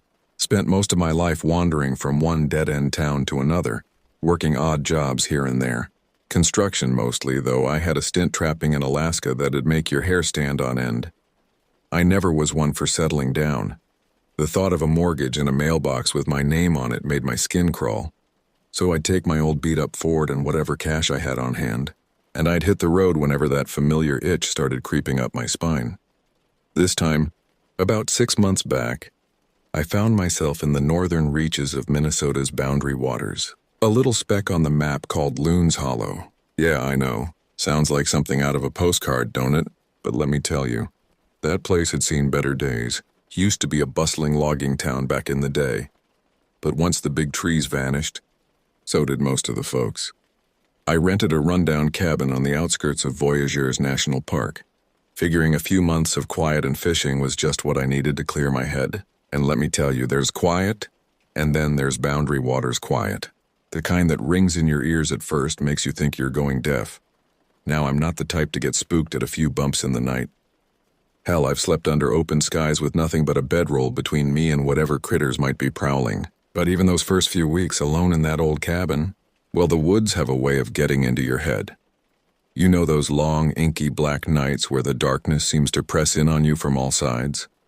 The way the branches whisper and sigh even when there's not a breath of wind? How shadows flicker at the edge of your vision, just beyond the reach of your flashlight. I told myself it was just my imagination running wild, that it was the city boy in me still adjusting to the deep woods. But deep down I knew better. It started with little things. Nothing you could put your finger on. Just stuff that could be explained away if you tried hard enough. Food going missing from the cabin.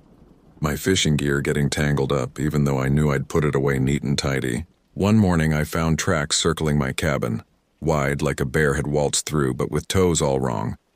Nothing too scary on its own, but enough to put me on edge. See, I've been around the block a time or two, and I know the difference between a critter looking for scraps and something else. There was a feeling in the air, heavy and wrong, like being watched by eyes you couldn't see. That's when I started going out later. Once the tourists cleared out for the day and true night started to settle in, I'd take long walks on the trails, flashlight in hand. Told myself it was to get the lay of the land.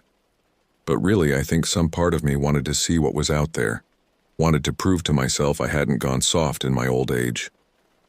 One night, about a month into my stay, I finally got my wish. The trail had taken me further into the park than usual, the moon barely a sliver through the dense canopy overhead. The further I walked, the thicker the darkness seemed to get, pressing in like a physical weight. I was about to turn back when I heard it. A snap of a branch too loud to be a deer or even a moose. I stopped dead in my tracks, heart pounding against my ribs like it was trying to break free. Slowly, I swung the weak beam of my flashlight across the trees. At first, nothing but those long-reaching shadows playing tricks on my eyes. Then, just for a second, 2 pinpricks of light flickered back at me, high above the forest floor, too high for any animal I knew, way too high. Before I could do anything, they were gone, vanished into the all-consuming blackness. I stood there frozen, feeling ice-cold despite the summer night. I knew those weren't the eyes of anything normal, anything that belonged in these woods, and even then the stubborn part of me argued. Tricks of the light, shadows, some nocturnal bird I didn't recognize. I convinced myself to walk back, trying to chalk the whole thing up to a bad case of the spooks. But deep down, I knew better. The feeling of wrongness settled on my shoulders like a shroud. I wasn't alone out there, and whatever was watching me, it wasn't done. The next morning, I went into town and bought a whole mess of supplies. Canned food, batteries, extra ammo, anything I reckoned would last me a while if push came to shove. Didn't tell a soul why I was stocking up. They'd likely just laugh at the old man going crazy out in the sticks. I told myself it was better that way. That was when the disappearances started. Folks going missing out on the trails, campers mostly. Search parties found nothing but ripped tents or abandoned gear, if that. The locals grew jumpy, whispering old stories about things that stalked the deep woods. I kept my mouth shut, knowing exactly what those shadows held and the part it had in the missing folks. Guilt gnawed at me, knowing I could have warned them. But some part of me, a dark, reckless part, was curious, wanted to see what I was truly dealing with. I spent the next weeks hunkered down in my cabin, studying the woods, listening for the sounds that weren't supposed to be there. It came in snatches, a mournful howl that raised the hair on the back of my neck, the cracking of underbrush too heavy and deliberate to belong to any deer. It was hunting, stalking, circling like a wolf around dying prey. And I was the prey. Then, a few days ago, a break in the monotony. I was out restocking my firewood when I spotted it. Massive, even in the twilight, hunched and hairy, standing stock still near the tree line. Its head swiveled, and I caught a flash of, well, not exactly eyes, more like voids, pits of blackness in its shadowed face. They seemed to drink in the light, sucking away any warmth or life around them. I didn't wait around to admire the view. I dropped my axe and took off running back to the cabin. I could hear it lumbering after me, its footsteps booming like drums against the quiet of the forest. I barely made it inside, slamming the door shut and scrambling for my rifle. I hunkered down behind a window, peering out at the tree line, trying to catch sight of it. The silence stretched on, taut as a bowstring. My heart pounded in my ears, nearly drowning out the quiet whisper that slithered into my head. It knows where you are. The thing was playing with me just like a cat with a cornered mouse. Then I saw it again, bolder this time. It stepped out of the trees, silhouetted against the dusky sky. It stood easily 10 feet tall, maybe 12, and its shoulders were wider than my old truck. Muscle and fur rippled under its thick, dark hide as it strode across my clearing, each step a silent thump of monstrous power. It tilted its head, and those awful pits that were its eyes fixated on my window. It seemed to stare right through me, piercing my hiding spot and seeing something more than just the scared man barricaded inside. It opened its maw in a silent snarl, revealing rows of teeth like railroad spikes. And then it charged. I slammed the rifle up against my shoulder and squeezed the trigger. The blast rattled the old cabin's windows. The creature let out a roar of pain, or maybe surprise. It reared back, clutching at a ragged wound in its massive chest. Even with the dim light, I could see the blood, dark and glistening, pumping from the hole. It wouldn't be enough to kill the thing, but maybe it would slow it down enough for me to get away. I didn't stick around to see. I bolted towards the back of the cabin, my clumsy feet thundering against the wooden floor. I had a half-baked plan, or at least a gamble, tucked in the back of my mind. There was a second door leading out to a rickety shed, and in that shed, my stash of trapping gear and supplies. If I was lucky, I might just have a chance. I burst from the back of the cabin and lunged towards the shed, fumbling with the rusty latch with trembling hands. Inside, the air was musty and stale, smelling of old grease and metal. My eyes darted frantically across the cramped space, searching for what I needed. There, a roll of heavy gauge wire, a couple of old rusted bear traps, and a few tools scavenged from various roadside stops over the years. It wasn't much, but it was all I had. Working fast, my fingers raw and clumsy with fear, I rigged a crude snare with the wire. I used a sapling to set up a tripwire, praying the creature was more brawn than brains. The thing was close, its heavy footsteps pounding through the undergrowth as it stalked me. I grabbed one last thing, a bottle of kerosene from the shelf, and retreated back to the cabin, shoving the heavy old dresser against the back door for good measure. I heard a grunt of frustration as it slammed against the barricade. I could almost see it, furious and bewildered, trying to smash its way through. Good.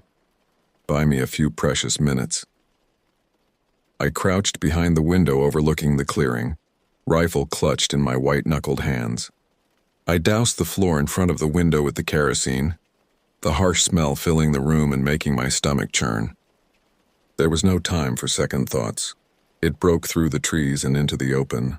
Even injured, it moved with terrifying speed. But I was ready for it.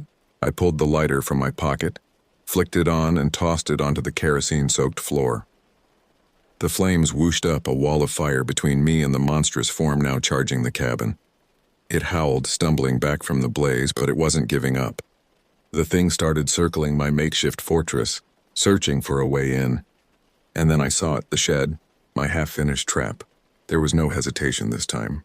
I burst from the side door of the cabin, sprinting towards the shed. Just like I hoped, the creature lurched after me, its eyes fixed on me as I stumbled through the open shed door.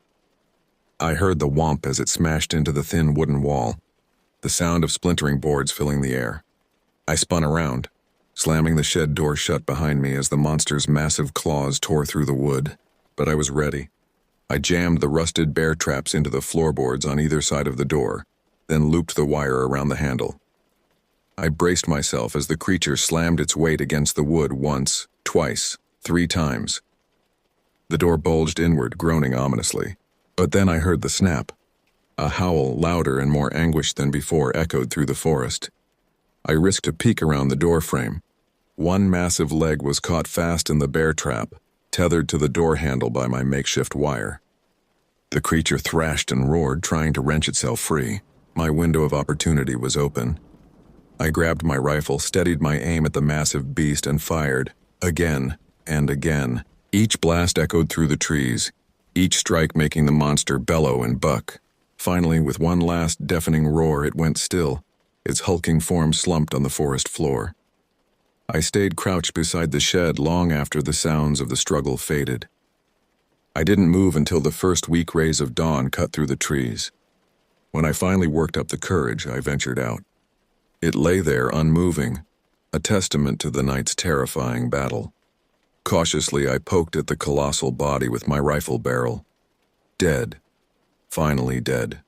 I collapsed to the ground in exhaustion, relief washing over me like cleansing rain. I had survived.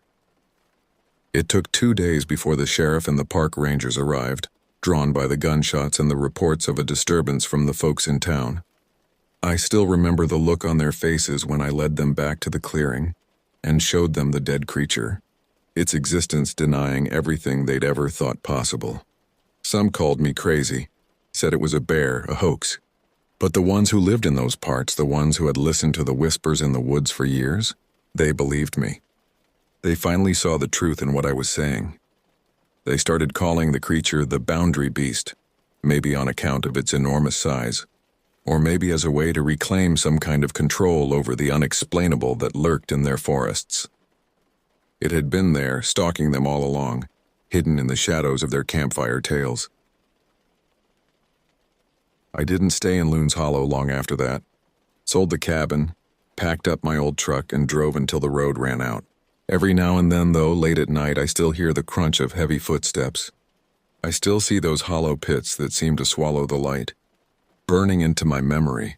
I've always been a wanderer, but I reckon a part of me will always linger in those northern woods, a solitary watchman against the ancient darkness. And sometimes, on nights when the wind howls just right, I wonder, was it really the only one of its kind? The weeks following the boundary beast's demise were a blur of police statements, ranger interviews, and hushed conversations in Loon's Hollow's only diner. I tried to keep a low profile, but in a town that small, news travels faster than wildfire. Some folks treated me like a hero, offering free drinks and slaps on the back. Others, well, let's just say they weren't too keen on having their quiet little corner of the world thrust into the spotlight. Can't say I blamed them. It was during one of those late-night diner visits that I met her. Evelyn Blackwood, the local librarian and amateur historian. She was a tall, willowy woman with silver-streaked hair and eyes that seemed to look right through you. "Mr. Russell," she said, sliding into the booth across from me without invitation. "I believe we need to talk." I eyed her warily over my coffee mug. "About what exactly?" She leaned in, her voice dropping to a whisper. "About what you saw out there in the woods. about what's been happening in this area for a lot longer than most folks realize. And just like that, I was pulled into a world I never knew existed, right beneath the surface of Loon's Hollow. Over the next few days, Evelyn and I pored over old town records, newspaper clippings, and handwritten journals passed down through generations. The story that emerged was enough to chill my blood. The boundary beast, or creatures like it, had been terrorizing the area for centuries. Native American legends spoke of shadow walkers and skin stealers. Early settlers told tales of monstrous bears that walked like men. Every few decades, a rash of disappearances would occur, only to fade from memory as time passed. But why? I asked Evelyn one night as we sat surrounded by piles of dusty books. Why does it keep coming back? She shook her head, a sad smile on her lips. That's the question, isn't it? Some say it's a guardian, protecting these lands from outsiders. Others believe it's a manifestation of the forest's anger at being exploited. But the truth? I think the truth is far older and darker than we can comprehend. As fascinating as our research was, I couldn't shake the feeling that we were poking a sleeping bear, or something far worse. My suspicions were confirmed a week later when I returned to my cabin to find the place ransacked. Drawers pulled out, furniture overturned, and scrawled on the wall in what looked disturbingly like dried blood. Leave it alone. I called the sheriff. Of course, but I knew this was beyond his jurisdiction. This was a warning, plain and simple. But from who or what? That night, unable to sleep in the violated cabin, I drove into town and checked into the small motel on Main Street. As I lay in bed staring at the water-stained ceiling, a realization hit me like a freight train. The boundary beast I killed, it wasn't alone. The next morning I went straight to Evelyn's house, my mind racing with possibilities. But as I pulled up, I knew something was wrong. The front door stood ajar, swinging gently in the breeze. Evelyn? I called out, my hand instinctively reaching for the pistol at my hip. No answer. I found her in the study, surrounded by scattered papers and overturned bookshelves. She was alive, thank God, but badly shaken. A deep gash ran across her forehead and her eyes were wide with fear. They came, she whispered as I helped her to her feet. They know we know. We spent the next hour gathering every scrap of information we could and shoving it into my truck. Whatever had attacked Evelyn, whatever had ransacked my cabin, it wanted to keep the truth buried, but we weren't about to let that happen. As we drove out of town, heading for the relative safety of Duluth, Evelyn filled me in on what she'd discovered in the hours before the attack. The boundary beasts, she said, her voice still shaky. They're not just monsters. They're guardians of something ancient and powerful buried deep in the boundary waters. I gripped the steering wheel tighter. Guardians? You mean there's more than one? She nodded grimly. A whole pack of them if the old stories are to be believed. And killing one. Well, you've stirred up the hornet's nest, Rusty. The implication hung heavy in the air between us. By defending myself, by killing the beast, I'd set something in motion. Something big. We spent the next few weeks in Duluth, poring over the documents we'd salvaged and reaching out to contacts Evelyn had in the world of paranormal research. The picture that emerged was both fascinating and terrifying. The boundary beasts were indeed guardians, but not of a place. They were protectors of a secret, a power that had existed in the northern woods since time immemorial. Some called it the heart of the forest, others the primal source. Whatever it was old, it was powerful, and it was waking up. Our research was interrupted one stormy night by a pounding on the door of our rented apartment. I opened it to find a soaking wet man, his eyes wild with fear. "Are you Russell?" He gasped. "The one who killed the beast?" I nodded, ushering him inside. His name was Michael Hawkins, and he was a forest ranger from Voyageurs National Park. What he told us over the next hour made my blood run cold. Strange occurrences had been escalating in the park since my encounter with the beast. Trees moving on their own. Lakes that seemed to breathe. And worst of all, more sightings of creatures that matched the description of the one I'd killed. "It's like the whole forest is alive," Michael said, his hands shaking as he clutched a mug of coffee. "And it's angry." Evelyn and I exchanged glances. We knew what we had to do. The next morning, we packed up Michael's truck with every weapon and piece of survival gear we could get our hands on. Our ragtag group of 3, a wanderer, a librarian, and a forest ranger, headed back into the heart of the Boundary Waters. The drive was tense, filled with uneasy silence punctuated by Michael's directions. As we got closer to Loon's Hollow, the air seemed to thicken, pressing in on us from all sides. The trees loomed larger, their branches reaching out like gnarled fingers. We made camp that night in a small clearing, the fire doing little to push back the oppressive darkness. None of us slept much, our ears straining for any sound out of place. It was just before dawn when we heard it, a low, mournful howl that seemed to come from everywhere and nowhere at once. We were on our feet in an instant, weapons at the ready. They came from the trees, massive shapes moving with unnatural silence. 1, 2, 3, 5 in total, boundary beasts, each as terrifying as the one I'd faced before. What followed was a battle unlike anything I'd ever experienced. Gunshots echoed through the trees, mingling with inhuman roars and the sound of rending flesh. Michael went down early, swatted aside by a massive paw. Evelyn proved surprisingly handy with a shotgun, her face set in grim determination.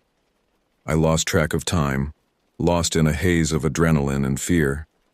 But slowly, impossibly, we began to gain the upper hand. One beast fell, then another. The remaining 3 retreated into the trees, their howls fading into the distance. As the first light of dawn broke through the canopy, we stood in the blood-soaked clearing, battered but alive. Michael was hurt bad but breathing. Evelyn's silver hair was matted with blood and leaves. But it wasn't over. We all felt it.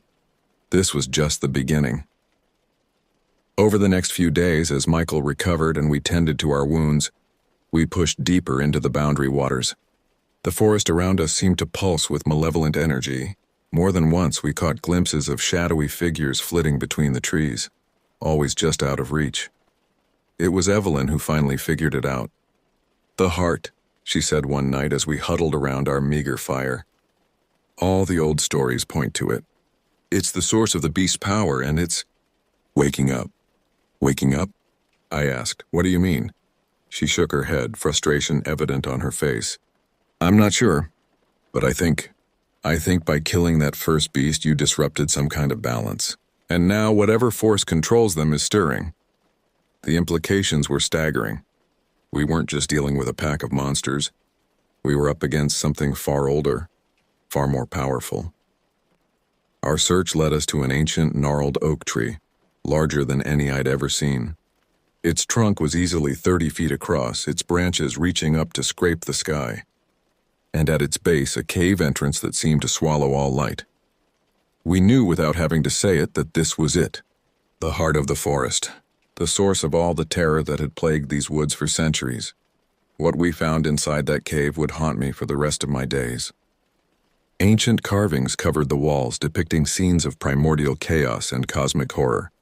And at the center, a pulsing mass of something, not quite plant, not quite animal. It writhed and twisted, giving off a sickly green light. The beasts were there too, standing guard around the pulsing mass.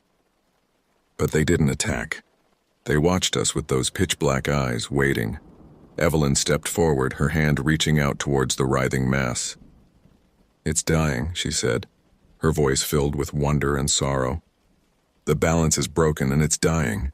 I didn't understand, not really. But I knew we had a choice to make.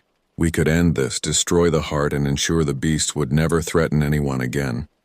Or, in the end, it was Michael who made the decision. Still weak from his injuries, he staggered forward and placed his hand on the pulsing mass. There was a flash of green light so bright it seared my eyes. When my vision cleared, Michael was gone. In his place stood a new beast, its fur the same rich brown as Michael's hair had been. It turned those fathomless black eyes on us, and for a moment I saw a flicker of recognition. Evelyn and I backed out of the cave slowly, our minds reeling from what we'd witnessed. As we emerged into the sunlight, we felt a change in the air. The oppressive weight that had hung over the forest was gone, replaced by a sense of balance. We never saw Michael or the beasts again after that day.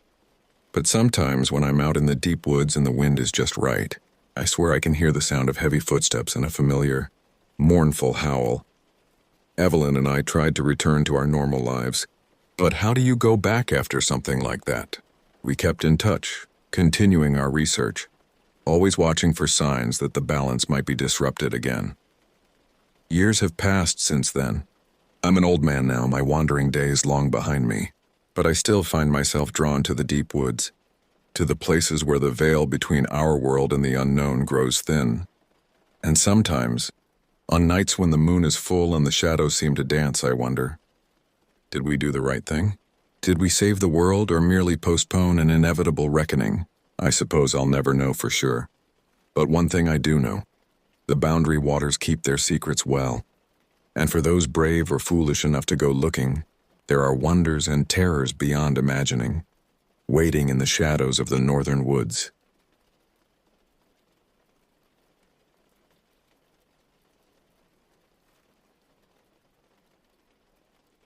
I've been a forest warden for over 25 years, and I've seen my fair share of strange things.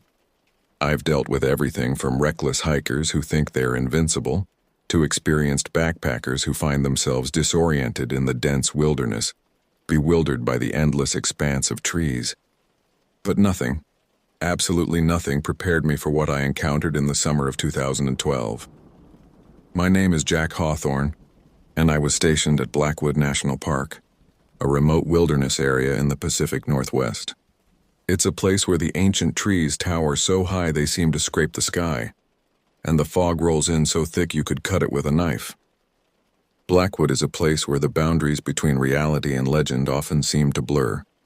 A place where, if you listened closely enough, the forest whispered secrets you were never meant to hear.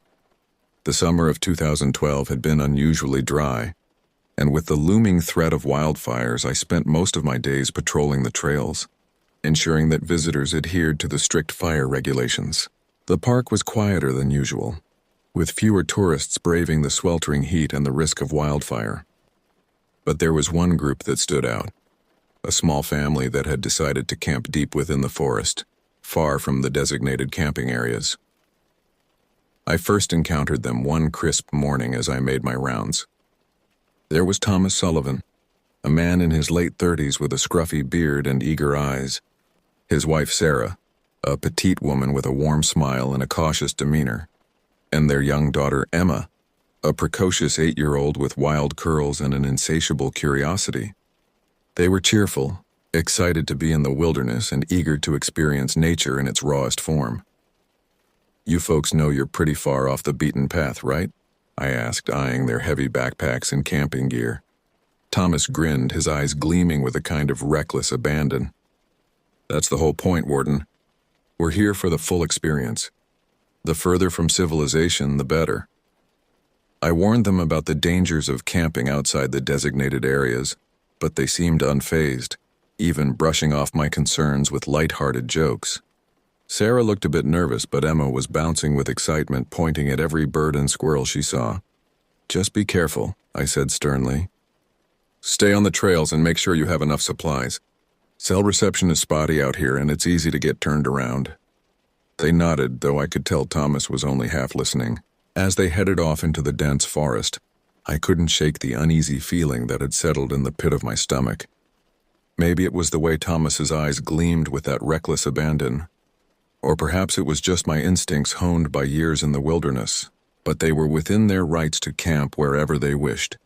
So I let them go, with one last reminder to be careful. A few days passed, and I didn't think much about the Sullivan family until I noticed that their car was still parked in the same spot near the trailhead. It wasn't unusual for people to spend a few days camping, but something gnawed at me, a feeling that I couldn't quite shake. I decided to check on them, just to be sure they were okay. The hike to where they'd set up camp was about 5 miles off the main trail, through dense underbrush and along paths that were more animal tracks than human trails. It was the kind of place where few dared to venture, a place where the forest closed in around you, muffling the sounds of the outside world. As I approached their campsite, the first thing that struck me was the silence. The usual forest sounds, the rustling of leaves, the chirping of birds, even the distant hum of insects, were absent. It was as if the woods were holding their breath, waiting for something to happen. The hair on the back of my neck stood up, and I found myself moving more cautiously, my hand resting on the bear spray at my hip. The campsite itself was a mess. The tent was torn, one of the poles snapped in half, and the remnants of their gear were scattered across the ground. But what caught my attention most was the fire pit. It was surrounded by small, twisted figures made from sticks and twine, arranged in a circle around the ashes. The figures looked like crude representations of people, their limbs contorted into unnatural positions. "Hello?" I called out, my voice sounding unnaturally loud in the stillness. "Mr. Sullivan? Mrs. Sullivan, Emma, is anyone here?" There was no response. My heart raced as I searched the area, hoping to find the family safe and sound, but the more I looked, the more apparent it became that they were gone, vanished without a trace. I radioed for backup, and soon a search team was combing the forest. We searched for days, but there was no sign of the Sullivans. No tracks, no belongings, nothing. It was as if the forest had swallowed them whole. The only clue we had was a notebook I found near the remains of their campfire. It belonged to Thomas, filled with sketches of the forest and notes about their trip. But toward the end of the notebook, the sketches became darker, more frantic. The last few pages were covered in drawings of strange creatures, tall, shadowy figures with elongated limbs and hollow eyes, blending into the trees. The notes became erratic, with phrases like "it watches us" and "we are not alone" scrawled in the margins. The search was eventually called off, and the official report listed the Sullivan family as missing, presumed dead. But I couldn't shake the feeling that something far more sinister had happened. I've always been a rational man, someone who believes in facts and logic. But after that summer, I started to question everything I thought I knew. I spent countless nights poring over Thomas's notebook, trying to make sense of the drawings and the cryptic notes. I even began researching local legends and folklore, desperate to find an explanation for what had happened. That's when I stumbled upon stories of a creature known to the indigenous tribes of the area, a being they called the Wendigo. According to legend, the Wendigo was a spirit of the forest, a malevolent force that preyed on those who ventured too deep into the woods. It was said to be a creature of insatiable hunger, one that could take on the form of a human or animal, but always with something off: eyes that were too large, limbs that moved in unnatural ways. The more I read, the more the pieces seemed to fit. The Sullivans had camped in an area known for strange disappearances, a place where even the locals refused to go. And the sketches in Thomas's notebook, those twisted, shadowy figures, looked eerily similar to the descriptions of the Wendigo. I knew it sounded crazy, but the more I thought about it, the more convinced I became that the Sullivans had encountered something in the woods. Something ancient and hungry. I tried to tell myself that it was just a legend, that there was a logical explanation for what had happened. But deep down, I knew there was something more to it. I couldn't forget the silence at their campsite, the way the forest had seemed to close in around me, and those stick figures arranged around the fire pit like some kind of offering. I kept the notebook, though I never showed it to anyone else. I didn't want to be labeled as a crackpot, another warden who'd spent too much time alone in the woods. But I couldn't bring myself to throw it away either. It was a reminder of that summer, of the family that had vanished without a trace, and of the secrets the forest kept hidden. Years passed, and I tried to put it behind me. But every time I patrolled that part of the forest, I felt it, the weight of the trees pressing down, the feeling that something was watching from the shadows.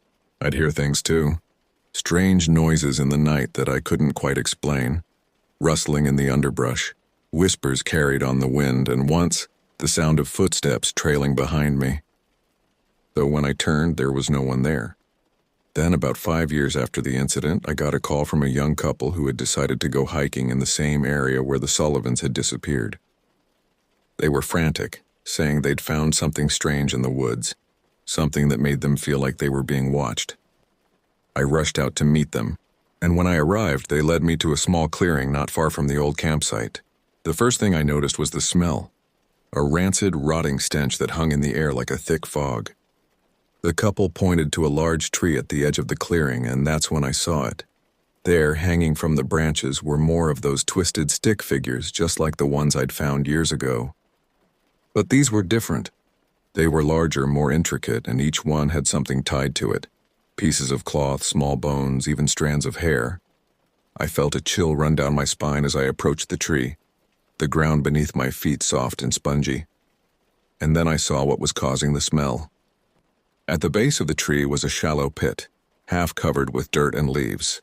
Inside were the remains of a body, badly decomposed and almost unrecognizable. But I knew deep down that it was Thomas Sullivan. His clothes, though tattered and stained, matched the description in the missing persons report. The sight of that body confirmed what I had feared all along, that something in those woods had taken the Sullivan family, something that was still out there waiting. We called in the authorities and the area was cordoned off for investigation. The official report listed the death as an animal attack, but I knew better. The way the body had been hidden, the stick figures hanging from the tree, it wasn't the work of any animal I'd ever encountered. After that, I refused to patrol that part of the forest alone. I didn't care what anyone thought. I'd seen enough, and I wasn't going to be the next one to disappear. To this day, I still don't know what really happened to the Sullivans or what I encountered in those woods. But I do know this. There are places in this world where the lines between reality and legend blur. Places where the old stories are more than just tales to scare children, and sometimes, if you're not careful, those stories have a way of finding you. I left the Park Service a few years after the discovery of Thomas's body. The nightmares were getting worse, and I couldn't shake the feeling that something was always just out of sight, lurking in the shadows. I moved to a small town far from Blackwood Forest, trying to put as much distance between myself and those woods as possible. But even now, I can't escape it. Every so often I'll hear something in the night, a soft rustling, a faint whisper carried on the breeze, and I'll find myself lying awake, staring at the ceiling, wondering if it's found me again. I can't help but think back to that summer, to the Sullivan family that vanished without a trace, and to the twisted figures hanging from the trees like dark omens. There are some things in this world that we're not meant to understand, things that defy explanation. And sometimes the only thing you can do is survive long enough to tell the story, but that doesn't mean you're safe, because the forest never forgets, and neither does the thing that lives within it. As I sit here writing this account, I can't help but wonder if sharing this story is wise. Part of me hopes that by putting it out there, I might find others who have experienced similar things, that together we might unravel the mystery of what lurks in the depths of Blackwood Forest. But another part of me fears that by speaking its name, by acknowledging its existence, I might be inviting it into my life once more. I've tried to move on, to build a new life away from the shadows of the forest. I got married, had kids of my own, but I've never told them about what happened in Blackwood. How could I? They'd think I was crazy, or worse, they'd believe me and live their lives in fear of something they can't see or understand. But sometimes, when we're out camping or hiking, I'll catch myself scanning the tree line, looking for those elongated shadows, listening for whispers on the wind, and I'll hold my children a little closer, urging them to stay on the trail, to respect the wilderness but never to trust it completely, because I know now that there are ancient things in this world, things that have existed long before us and will continue long after we're gone, things that see us not as the dominant species we believe ourselves to be, but as prey, as playthings, as sacrifices to powers we can't comprehend. I don't know if what took the Sullivans was truly the Wendigo of legend, or something else entirely. But I do know that it's still out there, waiting, and sometimes in my darkest moments I wonder if it's not just confined to Blackwood Forest. What if there are other places, other forests where similar entities lurk? What if they're spreading, growing stronger as we push further into their domains? These are the thoughts that keep me up at night, that make me double-check the locks on my doors and windows. Because deep down I know that no matter how far I run, no matter how much I try to forget, a part of me will always be back in those woods, standing in that clearing, surrounded by those twisted stick figures and the lingering scent of decay. So if you're reading this, consider it a warning. Respect the wilderness, enjoy its beauty, But never forget that there are places where humans don't belong, places where the old magic still holds sway, where ancient hunger still roams free. And if you ever find yourself in a forest where the silence is too deep, where the shadows seem to move of their own accord, remember the story of the Sullivans. Remember, and run, because in the end, that might be all you can do. Run, and hope that whatever's chasing you isn't faster, isn't hungrier, isn't more patient than you are. And pray that if you do escape, it doesn't follow you home. As for me, I'll keep watching, keep listening. Because even though I've left the forest, I'm not sure the forest has ever truly left me. And in the whisper of the wind through the trees, in the creak of a floorboard in the dead of night, I'll always be listening for the call of the Wendigo, hoping against hope that it hasn't found me again. Because in Blackwood Forest, and perhaps in other dark corners of the world, the line between legend and reality is thinner than we'd like to believe, and sometimes the stories we tell around the campfire are more than just stories. Sometimes they're warnings. Warnings we'd do well to heed. So the next time you're in the wilderness, and you feel that prickle on the back of your neck, that sense that something's watching you from just beyond the tree line, don't ignore it. Don't brush it off as imagination or nerves, because maybe, just maybe, there's something out there in the darkness. Something hungry, something patient, something that's been waiting a very, very long time for you to wander just a little too far off the path. And if you hear a whisper on the wind, a voice that sounds almost but not quite human, well, then it might already be too late, but you can try running. It's what I did, and somehow, against all odds, I survived to tell this tale. But remember, just because you can't see it doesn't mean it's not there. Just because you've left the forest doesn't mean the forest has left you. So be careful out there, and whatever you do, don't go looking for the Wendigo, because you just might find it. Or worse, it might find you.